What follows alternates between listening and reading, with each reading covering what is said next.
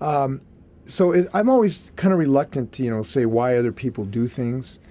I will just say this. I think that two things that we need the Senate for senators to stand up and realize. Number one, the American people get this, and they want strong action on clean energy.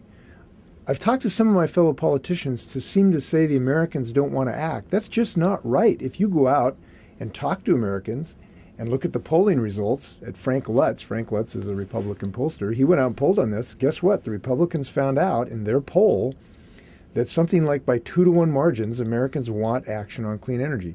And the reason they want action on clean energy is they understand, like I do, that this is the greatest job creation potential engine that is available to us right now.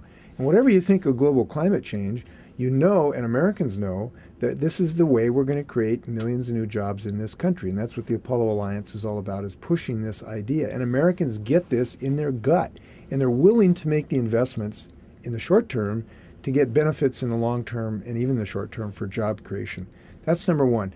Number two, I would counsel people who don't want to move on this to just get over their fear.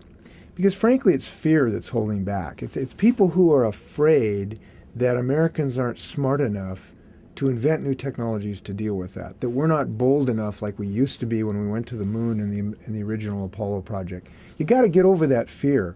We're just as smart as when we went to the moon.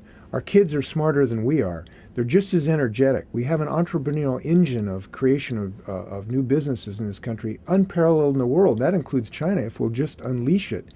So what I would say, put away your fear, get a little dose of confidence, cast a vote that has trust in Americans' entrepreneurial spirit, and we will beat this beast, and America will grow economically. And I really believe this. So I hope the Senate gets the message.